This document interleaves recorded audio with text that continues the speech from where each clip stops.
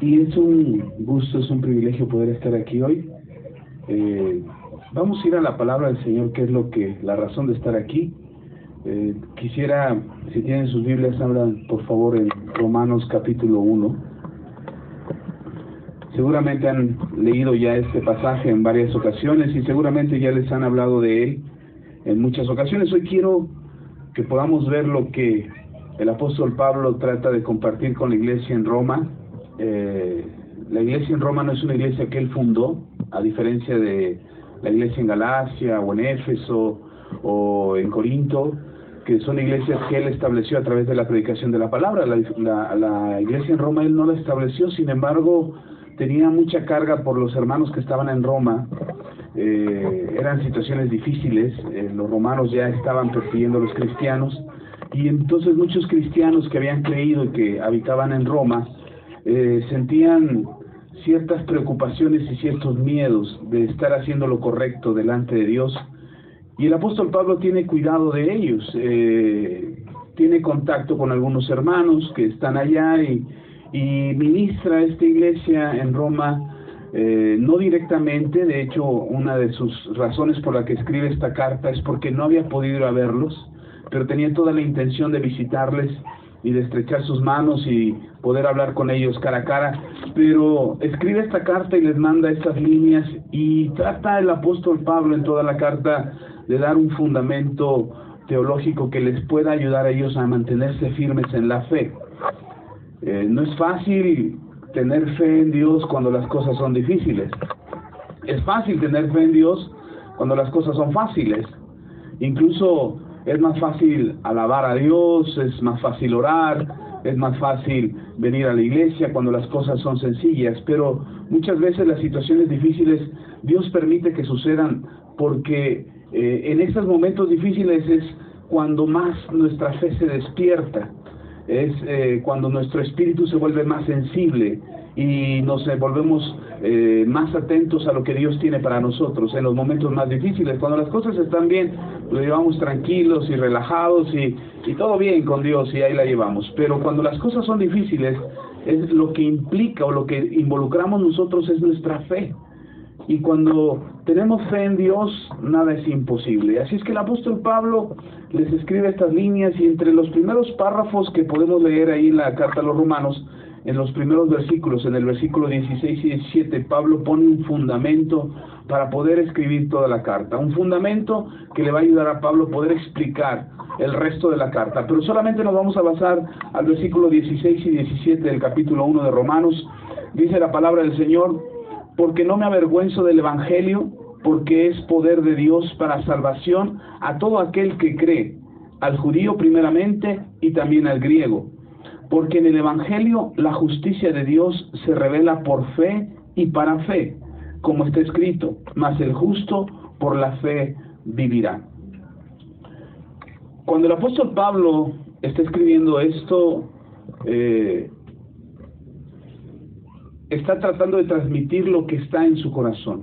No digo porque así Pablo me lo haya platicado a mí, sino porque cuando ustedes leen toda la carta de Romanos, pueden ver lo que Pablo explica a los hermanos en Roma, y cómo Pablo trata de compartir lo que está en el corazón de Pablo, toda la convicción y toda la certeza que Pablo tiene acerca de lo que ha creído y acerca de la confianza que tiene en Dios. Él quisiera que los romanos, cuando leyeran estas líneas, se emocionaran, se impregnaran de la fe que él tiene, y ellos pudieran creer también que a pesar de todas las adversidades pueden mantener su fe en Dios.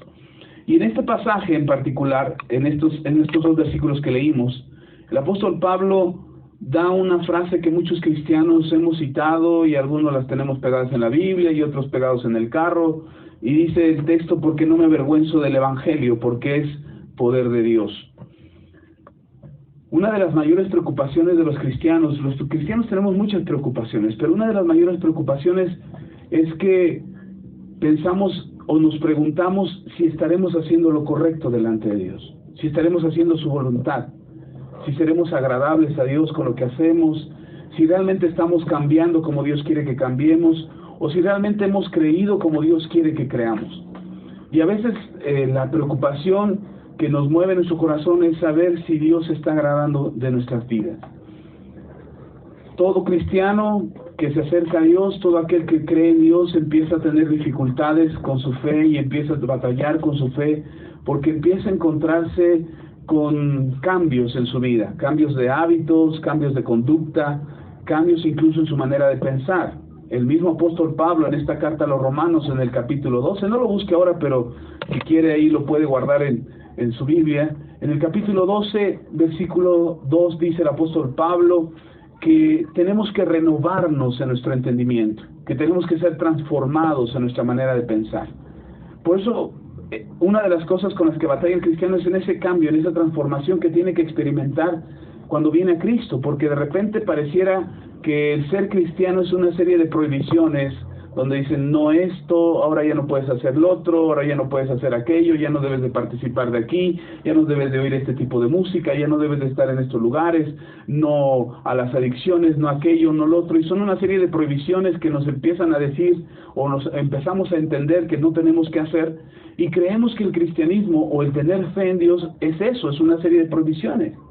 Pero entraríamos en una contradicción respecto al Evangelio que predica el apóstol Pablo, el Evangelio que predicó nuestro Señor Jesucristo, porque el Evangelio no es una prohibición, el Evangelio es libertad. Y es tener libertad. Ahora, no es libertad para hacer lo que nosotros queremos, es libertad para vivir en nuestro pensamiento y en nuestro corazón y no estar sujetos a aquello que nos impide acercarnos a Dios. Cuando nosotros venimos a Dios y queremos acercarnos a Dios, nos encontramos con nuestra propia carnalidad, nos encontramos con nuestra vieja manera de vivir.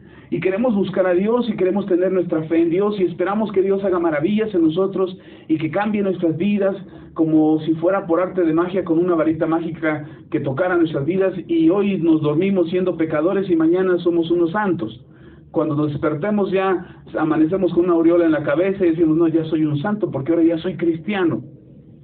Pero te enfrentas con la realidad de que hay muchas cosas que tienes que ir cambiando, que tienes que ir dejando, cosas que tienes que mejorar en tu vida, y que te das cuenta que no es tan fácil venir a Cristo como aparentemente parecía que lo sería, porque creemos que venir a Jesús todo se pone color de rosa y todo se pone maravilloso, y entonces podemos experimentar cosas buenas y extraordinarias y nuestras deudas se pagan y ya nos andan correteando los de Electra y los de Coppel, ya tenemos que podemos para solventar nuestros gastos, ya no nos enfermamos nunca más, nuestro matrimonio es eternamente feliz y para siempre, y pareciera que quisiéramos que como por arte de magia cambiaran las cosas.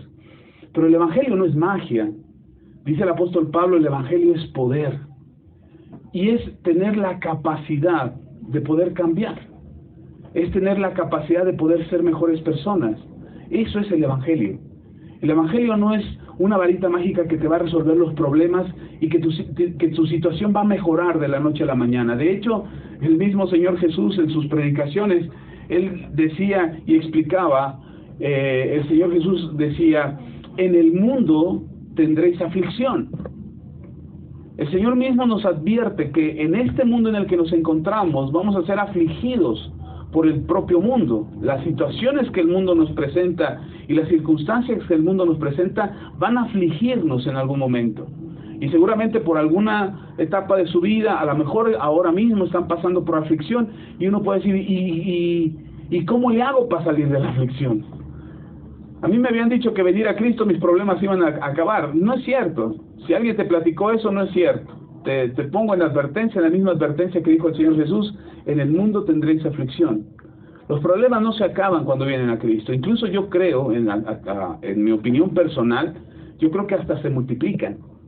Porque ahora ya no solamente tienes que cambiar y ser una mejor persona, sino que ahora te vas a enfrentar a un mundo de gente que no quiere cambiar. Y que cuando tú tratas de ser buena persona y tratas de ayudar a aquel que está en necesidad y tratas de tratar bien a las personas y ser respetuoso y ser amable y apartarte de las adicciones y apartarte de los problemas, tal pareciera que todos se vuelven contra ti y no quieren que se mejore tu vida. Entonces los problemas crecen. Pero entonces Dios sería un mentiroso si lo que dice la palabra no es verdad. Y el apóstol Pablo dice en su palabra, en la palabra del Señor, dice que el Evangelio es poder de Dios, pero no es poder de Dios para ser más poderoso, o para tener más fuerza, o para tener más dinero, o para tener mayor capacidad que otros. Dice el apóstol Pablo que es poder de Dios para salvación. a todo aquel que cree. Y entonces tendríamos que entender, ¿salvación de qué? Seguramente ya ustedes han oído y han escuchado que por medio de Jesucristo somos salvados del infierno. Somos salvados de no ser condenados en una eternidad en el infierno, del lago de fuego y azufre, donde crujen los dientes, donde el dolor no se termina nunca. Y seguramente has oído ese mensaje, y es verdad, no te estoy diciendo que no es verdad, eso es verdad. Dios te ha salvado del infierno, pero no solamente del infierno. Dios te ha salvado de una condición de ataduras y de esclavitud en la que vivíamos sin Él. Lamentablemente el ser humano se va construyendo una historia y va construyendo una vida a lo largo de los años que le hacen vivir atado y esclavizado a malas decisiones, a malos hábitos, a malas circunstancias, y creemos que ese es nuestro destino. Creemos que nuestro destino es vivir así, es vivir atado a algún problema, atado a un mal carácter, atado que el mal carácter no existe, o tienes carácter o no tienes carácter, pero para que me entiendan el contexto de lo que estoy diciendo, que estás atado a tu manera de ser, a malos hábitos, a malas palabras, a malos comportamientos. Dices que yo así soy. Incluso yo he escuchado gente que dice, así me hizo Dios. Y la verdad es que Dios no nos hizo así. Si ustedes leen las Escrituras, dice la Biblia que Dios nos hizo perfectos, a su imagen y semejanza nos hizo. Sin embargo, desde que nacemos vamos construyendo una historia y nos vamos encontrando con problemas, nos vamos encontrando con cultura, con tradiciones, con hábitos, la misma familia que nos rodea, el trabajo en el que nos envolvemos, van formando nuestra forma de ser. Y nosotros nos vamos construyendo a lo largo de los años, y lo que somos es el resultado de lo que vivimos. Cuando venimos a Cristo, el propósito de que tú vengas al Señor no es solamente para llenar un lugar, sino es para darte la libertad con la que Cristo nos ha liberado y poder experimentar el poder del que habla el apóstol Pablo cuando dice que es poder de salvación. Es el poder de Dios para darnos salvación, para librarnos de esas ataduras en las que nos encontrábamos. Cuando estamos en pecado, cuando estamos sin Dios, estamos atrapados, estamos esclavizados. Y no sé si alguna vez lo han experimentado, pero hace muchísimos años, antes de que yo conociera al Señor, antes de que yo conociera a Jesucristo, yo fui a dar a la cárcel por una falta cívica, y tenía 19 años en aquel entonces, y fui a dar a la cárcel por una falta cívica, y quedé toda una noche encarcelado. A mis 19 años tuve miedo. Quizás alguien con más experiencia y con más vida que la que yo había tenido hasta aquel entonces no se hubiera espantado como yo me espanté. Y me acuerdo que esa noche estaba con otros 3 compañeros ahí en la cárcel y llorábamos los 3, éramos 3 jóvenes de 19 años que estábamos asustados. Y recuerdo que una de las cosas que yo dije estando ahí en prisión fue que alguien me salve, que alguien me saque de aquí. Era solo una noche, no era una cadena de varios días o una sentencia de varios días, era solo una noche. Pero para mí era algo terrible, era algo que no había experimentado en mi vida y me daba mucho miedo estar ahí. El ambiente no era agradable, el aroma no era grato, la gente que estaba ahí nos miraba como bichos raros. A uno de mis compañeros le volaron sus tenis, a otro le quitaron una chamarra y cosas que nosotros decíamos, ¿por qué estamos pasando esto? Y la verdad es que estábamos pasando esto porque nos habían encontrado tomando en vía pública. Y entonces la policía nos agarró y nos llevó a la cárcel, nos detuvo una noche en la cárcel. Y después de que salimos, decíamos, mis amigos y yo, los que habíamos caído en prisión, decíamos, no lo vamos a volver a hacer nunca más. Esto es terrible, no queremos volver a pasar por esta misma situación. A los 6 meses se nos olvidó que fuimos a dar a la cárcel otra vez. Y volvimos a decir lo mismo, que alguien nos salve. Pero nuestro error era decir que alguien nos salvara de esa prisión física. Pero no estábamos pidiendo que alguien nos salvara de aquello que nos volvió a llevar a esa condición. Volvimos a estar en la misma prisión y en el mismo lugar por la misma mala decisión que habíamos tomado antes. Habíamos tomado una decisión antes, 6 meses atrás, que fue errónea, tomar en vía pública. Y nos llevaron a la cárcel, y nosotros dijimos, y casi juramos que no lo íbamos a volver a hacer, y más tardamos en jurarlo que en volverlo a hacer, y volvimos a estar en la misma situación 6 meses después. Así es el ser humano. El ser humano promete, y se compromete, y jura, y perjura, y dice, no lo vuelvo a hacer. no lo voy a volver a hacer, y más tardamos en decir no lo vuelvo a hacer que lo que ya lo estamos haciendo otra vez. ¿Y qué es lo que nos lleva a volver a hacer aquello que no queremos volver a hacer? Es una atadura, es una prisión. Es un pensamiento que tenemos arraigado en nuestro ser que nos impide ver la vida de una manera distinta y creer que podemos tener una vida distinta. Como no creemos que podemos tener una vida distinta, entonces aceptamos la condición en la que vivimos, y aceptamos las malas decisiones que tomamos, y aceptamos lo que hacemos, y decimos, así soy, ¿y qué? Así me hizo Dios. Pero lo que yo encuentro en las palabras del apóstol Pablo es que no es cierto. Dios no quiere que vivamos atados, Dios no quiere que vivamos esclavizados a malos hábitos, a malas conductas, a comportamientos, adicciones. Es plan y es voluntad de Dios que seamos libres. Pero hay un requisito que el apóstol Pablo menciona, y el apóstol Pablo dice que el evangelio, dice Pablo, no me avergüenzo del evangelio. Y quizás haya que explicar por qué el apóstol Pablo dice no me avergüenzo, porque en aquel entonces había una lucha increíble. Estaban los judíos, Pablo era judío, pero también era de ascendencia romana, tenía dos ciudadanías, la ciudadanía judía y la ciudadanía romana. Pero en aquel entonces no era tan fácil como ahora yo me paro aquí y les puedo hablar de la palabra de Dios. Para el apóstol Pablo fue algo tremendo. Los judíos se burlaban de él. ¿Cómo es que Pablo se atrevía a hablar de un judío nazareno que había sido crucificado y que además había resucitado? Para muchos judíos eso era absurdo, era una burla. Y entonces se burlaban de Pablo por lo que Pablo predicaba. Y por el otro lado estaban los griegos o los gentiles, aquellos que no eran judíos.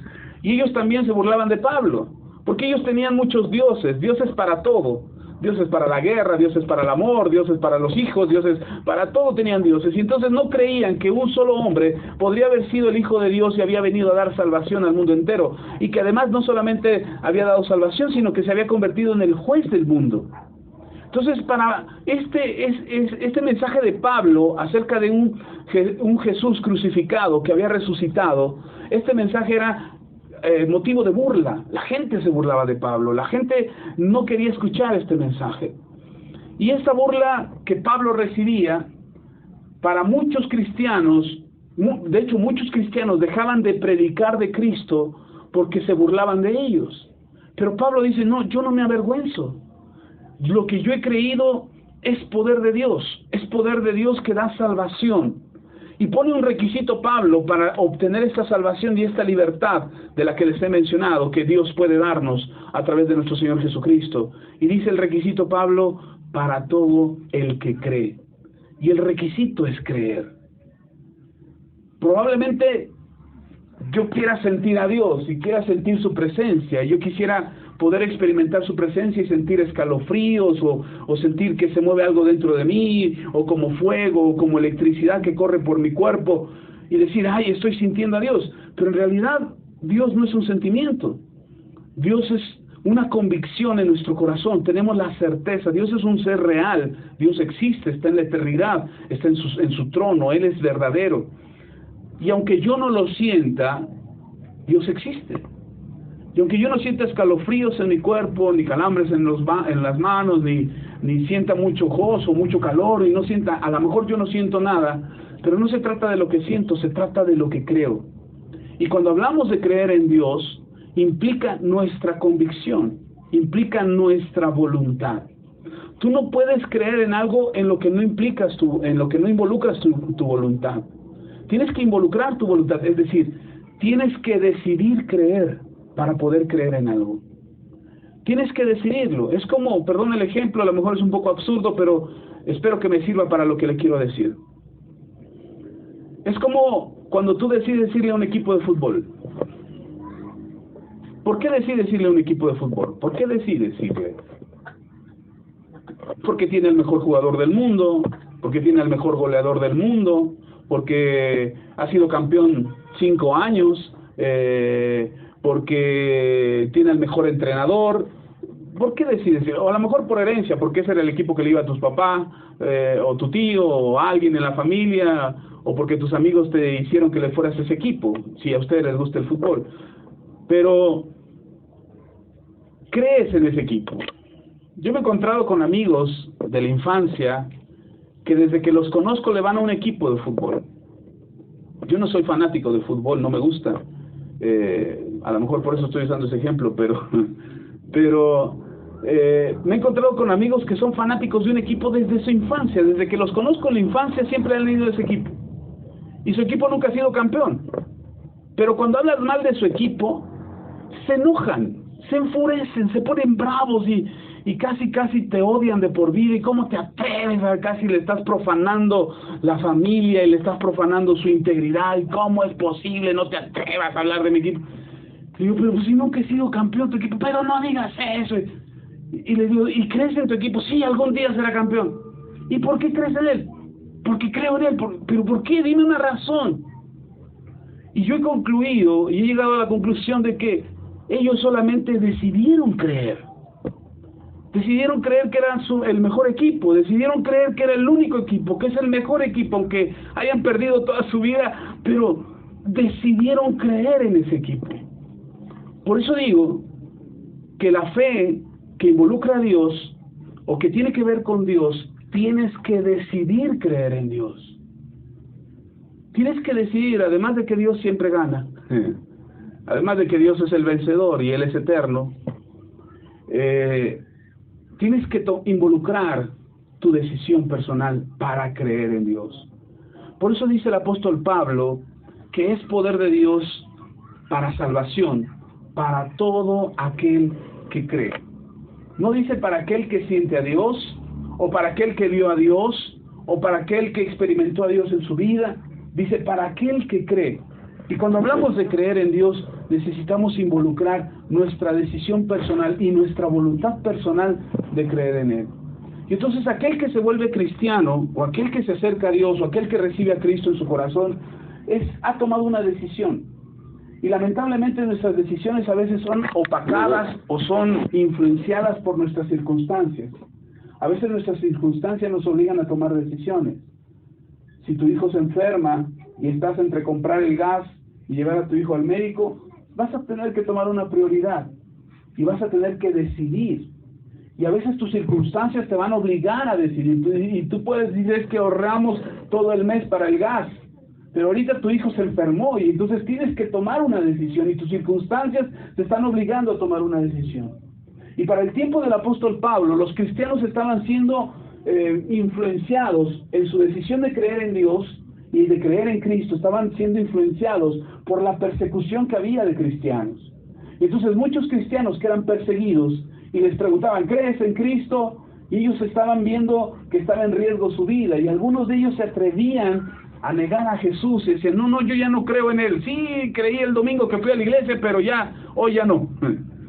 Y entonces cambiaban su decisión de creer en Dios y de creer en Cristo, porque sus circunstancias prácticamente los obligaban. El apóstol Pablo está diciendo, no importa cuáles sean tus circunstancias, no importa cuál sea tu situación, no importa si tienes problemas, si estás enfermo, si estás siendo perseguido, si se burlan de ti, si están acusándote injustamente, no importa lo que sean tus circunstancias, tienes que saber que el Evangelio, el creer en Jesucristo, es poder de Dios para otorgarte salvación. Y sin importar cuáles sean tus circunstancias, tú tienes la posibilidad de mejorar tu vida si crees en Dios.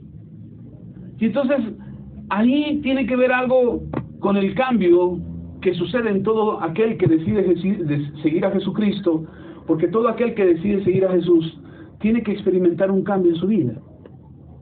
No podemos decir que creemos en Jesús y no practicar este cambio.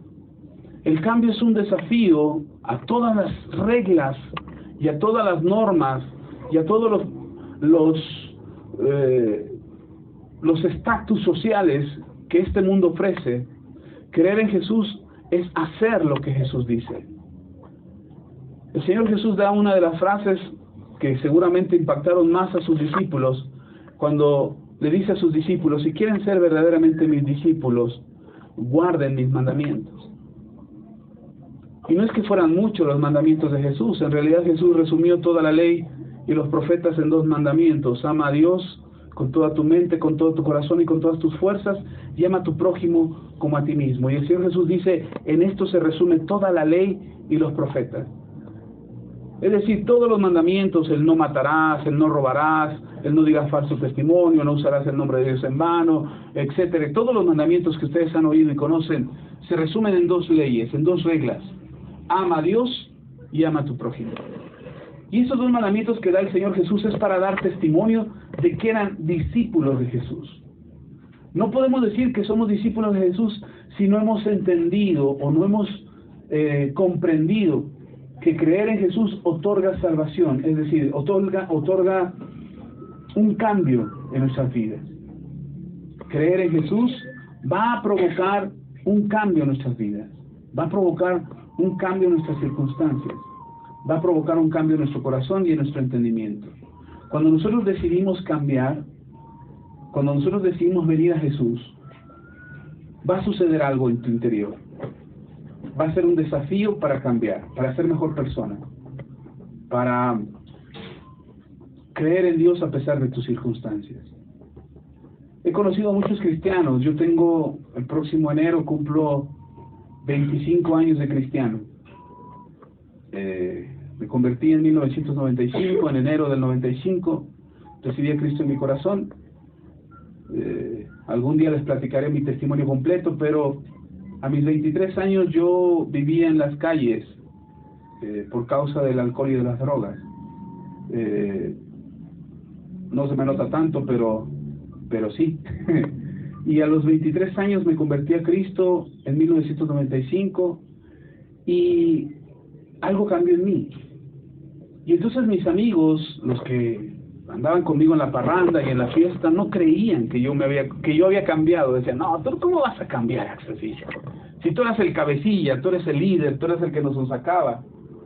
Hace 2 años falleció, no, hace 1 año, casi acaba de pasar 1 año, falleció un amigo mío de la preparatoria y nos reunimos varios amigos de la parranda, de la fiesta, y casi lloro de vergüenza cuando uno de ellos, de esos amigos, que ya tenía muchos años que no veía, me dijo, Axa, no te creo que ya cambiaste. Tenía muchos años que no nos veíamos. Me dijo, Axa, no creo que ya cambiaste. Y no te creo porque tú fuiste el que me enseñó a tomar. Tú fuiste el que me sonsacó, tú fuiste el que me enseñó la lección y tú fuiste el que me hizo un vicioso. Y me sentí tanta vergüenza porque al recordarlo era verdad. Y sentí tanta vergüenza porque ahora él tiene problemas con el alcoholismo. Y dije, yo fui bueno, no lo obligué tampoco, pero yo fui el que lo incitó a hacerlo. Y eso me hizo sentir muy mal porque nuestras vidas influencian a otros. Lo que hacemos se vuelve un ejemplo para alguien más. Y puedes tener un mal ejemplo a lo mejor en tu vida, a lo mejor tuviste malos ejemplos en tu vida que te llevaron a tomar malas decisiones. Pero precisamente eso es lo que el Señor Jesús quiere hacer con nosotros, cambiar eso. Y por eso es poder de Dios el Evangelio para encontrar salvación, para encontrar la oportunidad de cambiar. Yo lo encontré hace 25 años. Encontré la oportunidad de cambiar y mi vida cambió. Y bendito sea Dios que cambió. Hoy tengo una esposa maravillosa, tengo unos hijos preciosos, tengo un trabajo, tengo una casa, ahora soy pastor de una iglesia, además de ser pastor tengo un trabajo y me doy cuenta que Dios ha sido bueno conmigo. Y entiendo lo que dice el apóstol Pablo cuando dice que es poder de Dios para dar salvación a los que creen. Y yo he encontrado salvación. Mi vida no es la misma. Hoy puedo hablar con este amigo que me decía, o que me señaló a mí como el que lo indujo al vicio. Hoy puedo hablar con este amigo y decirle, hay una oportunidad de cambio. Hay una oportunidad de cambiar para tu vida. Hay una oportunidad de dejar ese alcoholismo, dejar esa adicción y cambiar tu vida, y mejorar tu matrimonio, mejorar tu familia. Yo hoy puedo decírselo con tranquilidad porque estoy convencido de que ese poder de Dios te puede salvar. El poder de Dios puede cambiar tu vida, puede cambiar tus circunstancias, puede cambiar tu historia. Yo les digo a los lugares a los que voy a predicar, yo les digo que la gente que me conoció antes de Cristo, antes de que yo viniera a Cristo, hay gente que me conoce antes de que yo viniera a Cristo, hay gente que me conoce después de haber venido a Cristo. Francisco es uno de ellos, su familia, ellos ya me conocieron siendo yo cristiano. Entonces alguna vez cuando yo les dije a Francisco, es que yo era alcohólico, no te creo, no es cierto, no se te nota. Pues no, porque él me conoció siendo ya cristiano. Y los que me conocieron antes de que yo fuera cristiano no creen que yo haya cambiado. No creen que yo haya dejado el alcohol y que haya dejado las drogas y que tengo una familia y que tengo un trabajo y que sea responsable. No lo creen, dicen, no te creo, no creo que hayas cambiado hasta si tú eras así y así y así y así. Y no creen que haya cambiado. Entonces hay dos tipos de gente, los que me conocen siendo cristiano, que no creen que yo era una persona adicta antes, y los que me conocen antes de que yo fuera cristiano, que no creen que ahora sea ya una persona restaurada y que tenga una vida plena y que sea mejor persona. No lo creen. Pero hay otra tercera tipo de personas en mi vida, que son los que me conocieron cuando yo no era cristiano y que me conocen ahora que soy cristiano. Y solo ellos notan la diferencia. Solo ellos se dan cuenta que sí hay un cambio. Y ese cambio es la salvación que Dios me ha otorgado a través de su evangelio. No podemos pensar que un cristiano es cristiano siempre por el solo hecho de decir soy cristiano. Un cristiano va a experimentar el cambio en su vida, y el desafío que les traigo esta noche es que ustedes puedan experimentar un verdadero cambio en su vida, que puedan ver una diferencia del antes y el después de Cristo. Cómo eran antes de venir a Cristo y cómo pueden ser después de venir a Cristo. Y muchas de esas personas que se acercan a mí me dicen, es que es bien difícil dejar el alcohol, es que es bien difícil cambiar el carácter. Conozco una hermana que llegó un día llorando a la iglesia y me decía, pastor, es que yo no puedo dejar de enojarme con mi marido. Ya mi marido ya se porta bien, ya es trabajador, ya dejó el alcohol, ya me entrega la quincena completa, es buena persona, pero yo me sigo enojando con él. Y digo, ¿por qué se enoja, hermano? Pues es que él me hace enojar, él me provoca. Le digo, no, nadie te puede obligar a hacer algo que tú no quieres hacer. Si Dios mismo no te obliga a creer en Él, ¿cómo el diablo te va a obligar a hacer algo que no quieres hacer? Y eso es lo que el cristiano tiene que experimentar en su vida. Si tú te enojas y eres enojón y eres corajudo, y pongo un ejemplo sencillo como el enojo, pero puedes poner otra cosa, alguna adicción, las mentiras, tomar dinero que no es tuyo. Y no digo porque usted lo haga, pero en otras iglesias donde he ido a predicar luego suele pasar. Así es que no puedes decir que es algo que no puedes dejar. Porque si eso fuera cierto, si tú dices, es que no lo puedo dejar, pastor, es que no puedo evitar la tentación, es que es más fuerte que yo la tentación, es que no sé, a ver, he escuchado cristianos que dicen, es que yo iba bien caminando en el Señor y de repente iba en el camino de Dios y de repente caí y tropecé. Eso no es cierto. La Biblia dice claramente en Santiago que las tentaciones originan en nuestro pensamiento. Que todo se origina aquí, nuestra manera de estar pensando, cómo lo voy a hacer, cuando nadie me vea, cuando a escondidas, ahí en la noche, cuando vaya a otro lado, que nadie me conoce, ahí lo voy a hacer, sin permiso de nadie, sin avisarle a nadie, y entonces tomamos decisiones porque lo estuvimos cavilando, lo estuvimos pensando, incluso hasta nos lo imaginamos cómo podía ser. Entonces cuando dicen, es que no sé cómo pasó, de repente pasó. Es como si el diablo hubiera venido, nos hubiera vendado los ojos, nos hubiera tapado los oídos, nos hubiera cerrado la nariz y no hubiéramos sabido ni por dónde andábamos y de repente, caray, ¿qué estoy haciendo aquí? Eso no es cierto, eso no pasa. La Biblia dice claramente que se origina en nuestro pensamiento, que da como nuestras concupiscencias, así lo dice Santiago. Nuestras concupiscencias dan como consecuencia la tentación y la tentación trae como consecuencia el pecado. Pero tenemos que leer el pasaje completo porque dice que el pecado trae como consecuencia la muerte. Entonces cuando alguien dice es que no lo puedo dejar, yo con toda autoridad les puedo decir, no es que no lo puedas dejar, es que no lo quieres dejar. Así de simple. Y entonces, ¿cómo le hago? Aquí está escrito, lo acabamos de leer. El Evangelio es poder de Dios para darle salvación a los que creen. ¿Qué tienes que hacer? Tienes que creer. Tienes que creer que lo que dice el Evangelio es verdad. Tienes que creer que Dios te hace más que vencedor. Tienes que creer que puedes vencerlo. Si te enojas, tú puedes decir, es que me hacen enojar. No puedes decir eso. Te enojaste porque quisiste. Te las guardaste ahí en tu corazón, ahí las tenías reservadas hasta que el día que explotaste, pero ahí lo tenías. ¿Cuál es el remedio para no enojarte? Perdona. No acumules. Pon la otra mejilla. Ay, no, es que es bien difícil. Claro que es difícil. Nadie dijo que iba a ser sencillo. Pero para eso es el poder de Dios. Para cambiar eso en nuestra vida. No podemos anhelar tener una mejor vida esperando que Dios nos bendiga y derrame sus bendiciones y traiga la prosperidad y traiga la sanidad y traiga la restauración del matrimonio y bendiga nuestra vida. No podemos esperar que eso pase si nosotros no estamos dispuestos a cambiar.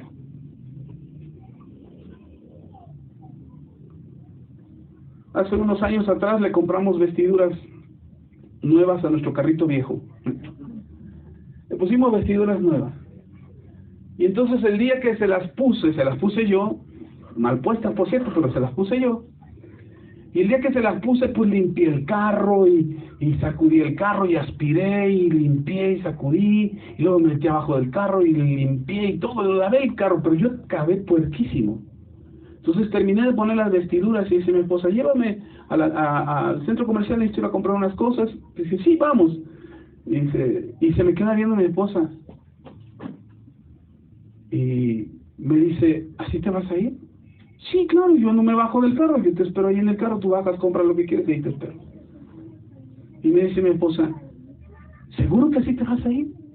Digo, sí, ¿qué tiene de malo? Es que estás todo sucio. Digo, pues ya te dije, no me bajo del carro, para que no pases vergüenzas, yo no me bajo del carro. Dice, no lo estoy diciendo porque yo voy a pasar vergüenza. Estoy diciendo porque le acabas de poner vestiduras nuevas al carro, las vas a empuercar. Digo, no pasa nada. Dice, las vas a ensuciar, así es que mejor cámbiate para que no las ensucies. Y eso me dio una lección a mí, porque muchas veces queremos que Dios nos derrame de sus grandes bendiciones, pero todavía estamos sucios. Y entonces todo lo bueno que Dios pudiera darte y todo lo bueno que Dios pudiera otorgarte, nosotros mismos lo ensuciamos con el pecado que tenemos encima. Y entonces deja de ser bueno para nosotros y se convierte en una maldición. Algo que yo he aprendido es que Dios no te da maldiciones. Dios te da bendiciones. Pero nosotros por nuestro carácter, por nuestra mala conducta, por nuestros pecados encima, convertimos esas bendiciones en maldiciones. Es como si un día tú oras mucho a Dios, una noche te pones en 40 días de ayuno y oración y clamas al Señor y dices, Señor, quiero sacarme la lotería. Y te echas tus 40 días de ayuno y tus 40 noches de ayuno y oras las 24 horas del día y después de 40 días el Señor dice, bueno, ha insistido tanto que se lo voy a dar. Mañana se va a sacar la lotería. Vas, te compras el billete, es más, Dios te revela el número de la lotería ganadora. Este es el número. Pon estos números en el melate para que te ganes el de los 200 millones. Y tú te anotas los números, vas, sacas tu boleto, pagas tu boleto, te quedas con el boleto y te sacas la lotería. Y entonces cuando recibes los 200 millones de pesos, suponiendo que ese es el premio, no sé ni cuánto esté la bolsa ahorita, pero te ganas 200 millones de pesos. Pero por el mismo problema de tu conducta y de tu pecado, esos 200 millones, en lugar de bendecirte, se vuelven una maldición. ¿Cómo? Andas todo miedoso. Ya no quieres salir de casa. Te construyes unas murallas de Jericó ahí alrededor de tu casa para que nadie entre a tu casa y no vean los carros que te compraste ni los muebles que tienes, porque no quieres que nadie sepa que Dios te bendijo. Que Dios te bendijo con la lotería. Y el problema no es la bendición que Dios te dio. Al rato ya no duermes porque no sabes qué hacer con el dinero. ¿Y si me lo roban del banco? ¿Y si el banco me aplica un Fobaproa? ¿Y se clava el dinero? ¿Y entonces qué? ¿Y mi dinero? Y al rato andas todo nervioso. Nunca una bendición de Dios está destinada a tu vida para provocar angustia o para maldecirte. es nuestro pensamiento y es nuestra conducta del corazón lo que provoca que una bendición de Dios se convierta en una maldición. Conocí a un varón que un día llegó a la iglesia pidiendo ayuda, ni siquiera pertenecía a la iglesia, supo que estábamos ahí y fue a pedir ayuda en oración y me dijo, ¿usted es el pastor? Sí, yo soy el pastor, ¿puede orar por mí? No tengo trabajo. Digo, caray, ¿cómo no tienes trabajo? No tengo trabajo, ¿puede orar por mí? Claro que sí. Digo, ¿cuál es tu profesión? Me dice, soy ingeniero, tengo una maestría, pero en la empresa en la que trabajaba me corrieron y no me liquidaron, nada, no, estoy en la quiebra. Digo, vamos a orar. Vamos a orar para que Dios te bendiga con un trabajo. Oramos por él, a la semana volvió, y le dije, cuando Dios te dé el trabajo, vienes y me avisas para que yo deje de orar por ti. Sí, cómo no. Y entonces a la semana viene y dice, ya tengo trabajo, excelente trabajo, bien pagado, me están mandando a Chiapas, con sede allá, todo pagado, buen salario, excelente, qué bueno. Y dice, pero ahora ore por mí para que Dios me bendiga con un carro. Pues claro que sí. Digo, ¿cuándo te vas a Chiapas? No, en un mes, porque todavía hay que arreglar papeles y los trámites, voy a estar yendo aquí a la empresa aquí en la Ciudad de México, pero en un mes me mandan a Chiapas. Ok, está bien. Oramos y a la semana regresa. Y traía un carrazo del año, mejor que mi carro. Y traía un carrazo del año y dice, ya tengo carro, pastor, y que muchas gracias. A la semana regresa otra vez y dice, pastor, pero por mí, ¿por qué carro? Y digo, pues, ¿qué hiciste? ¿Se acuerda del carro nuevo? Me fui a poner una borrachera.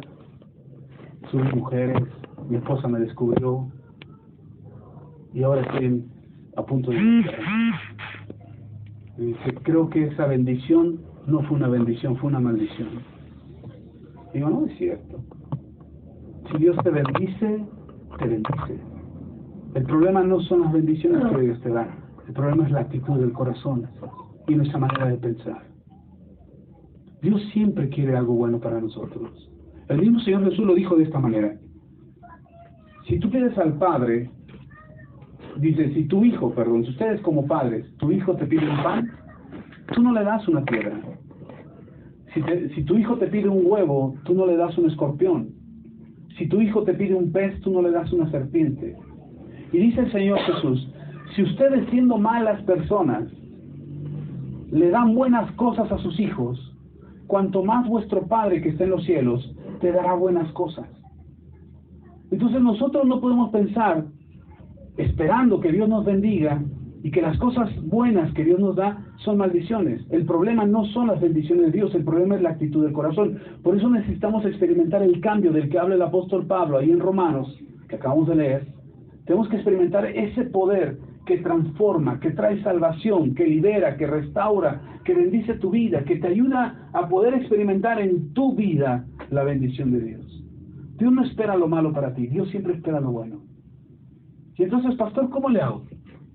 Si no he podido cambiar, si no he podido mejorar, si no ha cambiado mi situación financiera, mi situación en el matrimonio, seguimos teniendo problemas, nos seguimos enojando, nos hablamos fuerte, si tengo problemas con mis hijos porque ya no me obedecen, si tengo problemas en el trabajo porque están a punto de correrme, porque no va bien el negocio, porque no estoy ganando lo suficiente, pero también no puedo dejar de sentir tentación por el alcohol, por las drogas, por enojarme.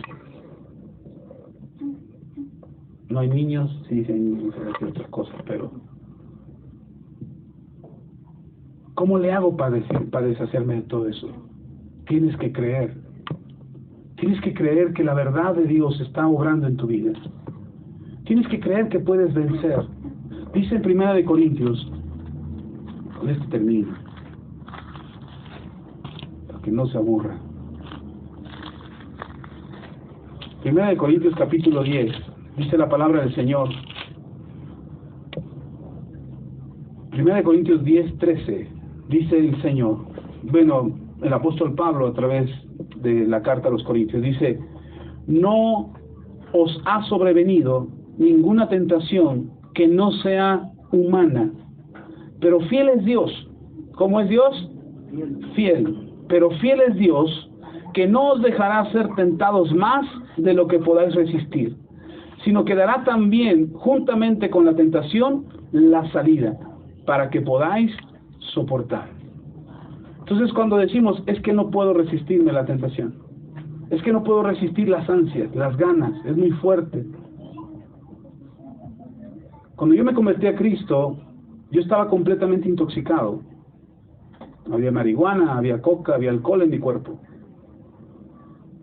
Y uno de los hermanos en la iglesia donde yo me convertí a Cristo me dijo, si sientes tentación de volver a caer, no te preocupes, tu cuerpo está intoxicado, puedes irlo dejando poco a poco.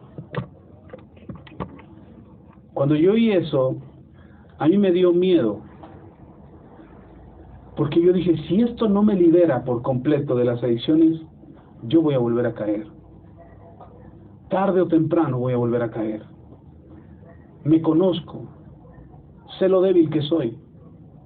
Y si yo creo que lo puedo ir dejando poco a poco, porque así va a cambiar mi vida, poco a poco, estoy en la ruina.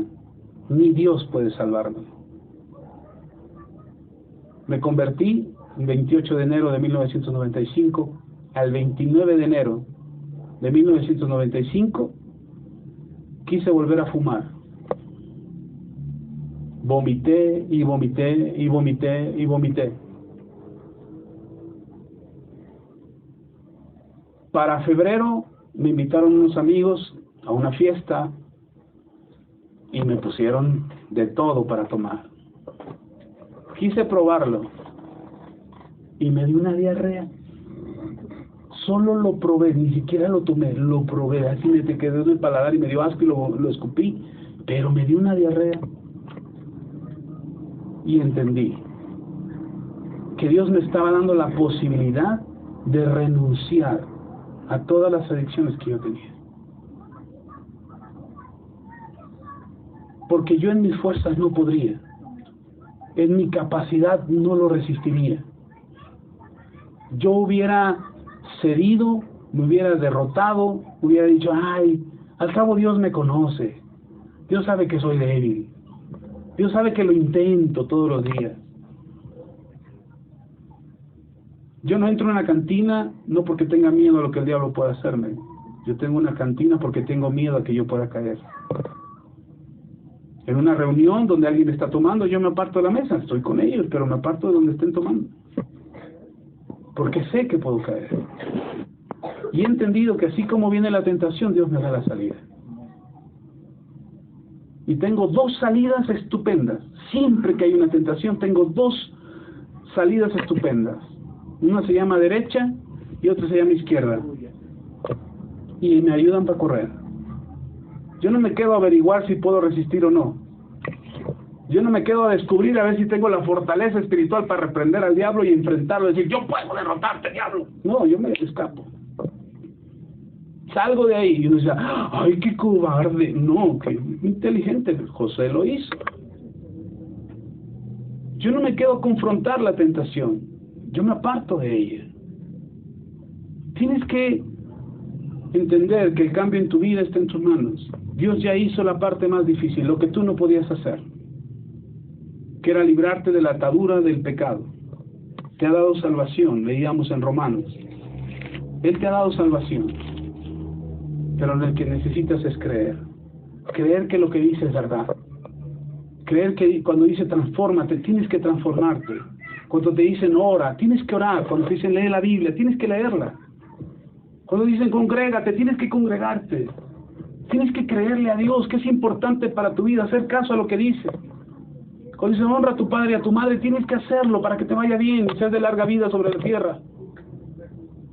Tienes que hacerle caso a lo que dice Dios. Y cuando tú haces caso a lo que dice Dios y cuando tú le crees a Dios, tú puedes experimentar un verdadero cambio en tu vida. Porque no es en tus fuerzas, es en el poder de Dios. Y otra vez, leyendo lo que decía Romanos, solo para recordarlo, para que no se les olvide, dice, porque no me avergüenzo del Evangelio, porque es poder de Dios para salvación a todo aquel que cree. ¿Todo aquel que cree? ¿Que qué?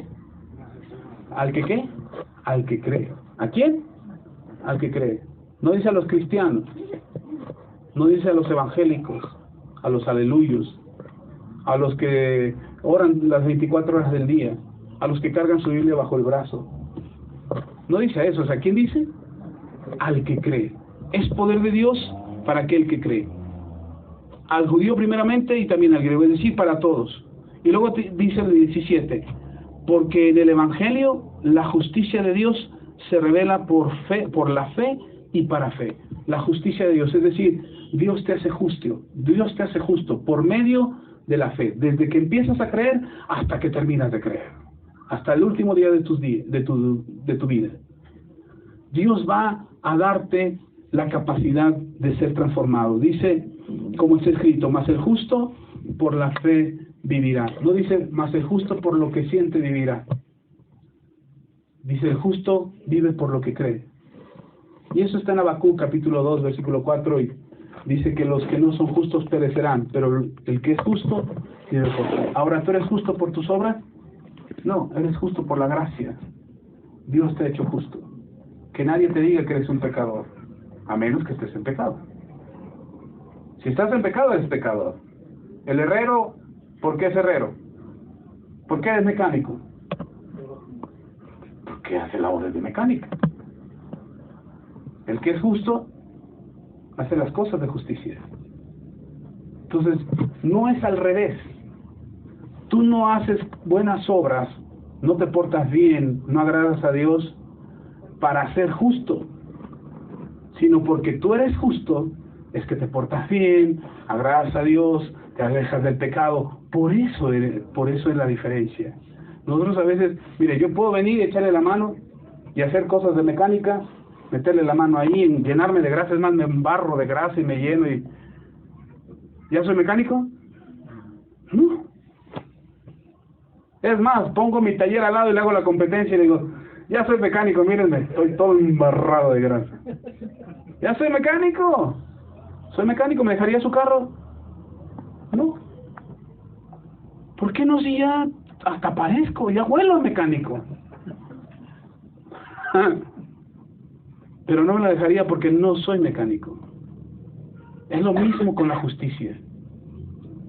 Usted no hace buenas obras para ser justo. Ese es el más grande error de los cristianos.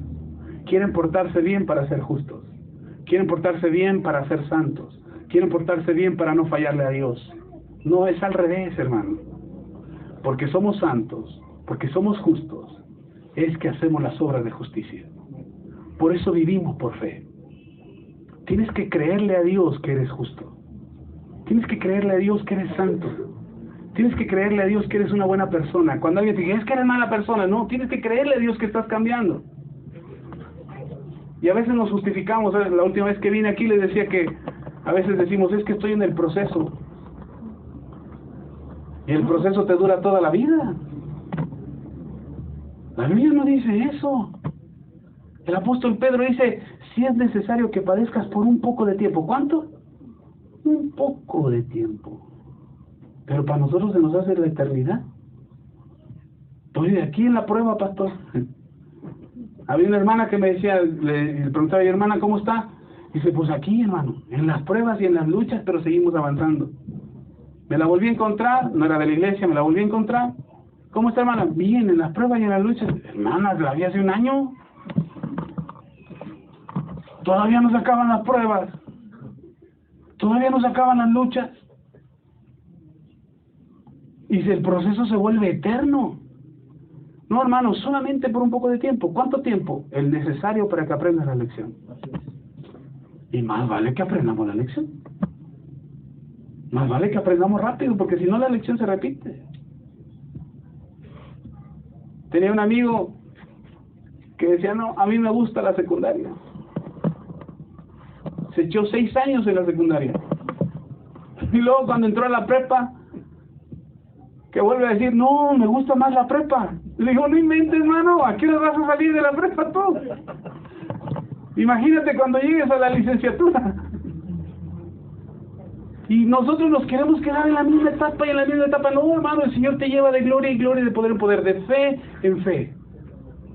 Y una fe, no porque la fe crezca así como un efecto de magia, como les decía al principio, sino más bien porque aprendes y maduras y experimentas cosas nuevas y diferentes que te hacen creer cosas que antes no creías. Si antes no creías que los enfermos sanaban, y un día ahora que el enfermo sana y dices, wow, sí pasa. Y un día estás hundido en el hoyo y dices, Señor, sácame de aquí, el Señor te saca y dices, wow, sí saca. Y entonces empiezas a experimentar cosas diferentes que te permiten creer que es posible, no porque tú puedas hacerlo, sino porque Dios lo hace posible en ti. El Señor Jesús lo dijo, al que cree, todo le es posible. No dijo al que ora, no dijo al que lee la Biblia. Y no estoy diciendo que no ores y no lees la Biblia, porque me dice, ay, no hay que orar, no hay que leer la Biblia. Ya dijo el pastor. No, yo no estoy diciendo eso, porque luego cualquier cosa es buena para pretexto. No estoy diciendo eso. Pero lo que el Señor Jesús dijo que al que cree, todo lo es posible. Lo que necesitas es creer que esto es verdad, creer que esto es cierto, que el Evangelio es poder para cambiar tu vida, para darte salvación. Eso es lo que necesitas creer. Yo pongo un ejemplo absurdo, pero no he encontrado otra forma de decirlo, y vaya que lo he pensado. Pero si a mí la Biblia me dice que los elefantes vuelan, yo creo que los elefantes vuelan, aunque nunca haya visto uno volando. Y a lo mejor me preguntan, ay, pues nunca has visto uno volar. No, nunca lo he visto. A lo mejor están cansados, pesan un montón. No, y a lo mejor tienen misericordia. Imagínense un elefante volando. Un día uno anda suelto del estómago. No, hombre, qué catástrofe sería. Pero si a mí me dice eso la Biblia, yo lo creo. Y no es que sea una fe ciega, es una fe con entendimiento. Porque Dios no espera de nosotros una fe ciega. Dios espera que tú entiendas lo que crees y que decidas creerlo. El portarte bien no es para agradar a Dios. No te portas bien para agradarle a Dios. Tú ya le agradas. Romanos capítulo 5 dice que estando muertos en nuestros delitos y pecados, Cristo murió por nosotros. ¿Qué hiciste para que eso pasara? Nada, es más, todavía ni creías en Él. Y sin embargo, Él murió por ti. Entonces no se trata de hacer algo para agradarle a Él. Se trata que vivas lo que Él ya dijo de ti. Que eres un buen cristiano, que eres un buen hijo de Dios, que es decir, que has sido transformado, que eres bendecido, que tienes un carácter renovado, que puedes poner la otra mejilla. No me diga eso, pastor, porque no la pongo. Mire, yo le decía a mi hijo, un día llegó mi hijo bien, dijo, pues es que le puse a mi amigo la otra mejilla y me dio el otro. Yo, pues tenías otras dos para ponerlas también. No, es que de qué se trata, de que uno se deje. No, se trata de que experimentes la transformación que Dios quiere hacer en tu vida. Y al principio sí, puede que te soquetee todo el mundo, pero después no, porque no soportarán la presencia del que vive en ti. No la soportarán. Y cuando quieran hacer algo contra ti, no podrán, porque no eres tú, es Dios en ti. Amén. Vamos a orar. Y yo espero que ustedes no solamente esperen a poder experimentar la presencia de Dios, sino que decidan experimentar la presencia de Dios. Que decidan vivir para Dios en el diseño que Él hizo de ustedes. Padre, te doy toda la gloria, la honra y la alabanza. Muchas gracias. Gracias, Señor, por este tiempo. Gracias por tu palabra. Te pido en el nombre de Jesús que tu iglesia pueda experimentar el poder del Evangelio. El poder que otorga salvación para el que cree. Que transforma las vidas. Que renueva las fuerzas. Que restaura los corazones. Que limpia los pecados. El poder, Señor, que nos hace diferentes y que nos hace vivir, Señor, conforme a tu gracia. No por lo que vemos, sino por lo que creemos. Porque a lo mejor al principio no podemos ver nuestras vidas transformadas, pero si creemos, Señor, si creemos con todo nuestro corazón y empezamos a vivir como que creemos, Señor, lo vamos a experimentar. Tarde que temprano podremos vivir la experiencia de ser transformados. Bendice a tu iglesia, renuévales, acércales a ti todos los días y que ellos puedan saber y sentir que tú eres Dios y eres bueno y eres fiel. Gracias en el nombre de Cristo Jesús. Amén y amén.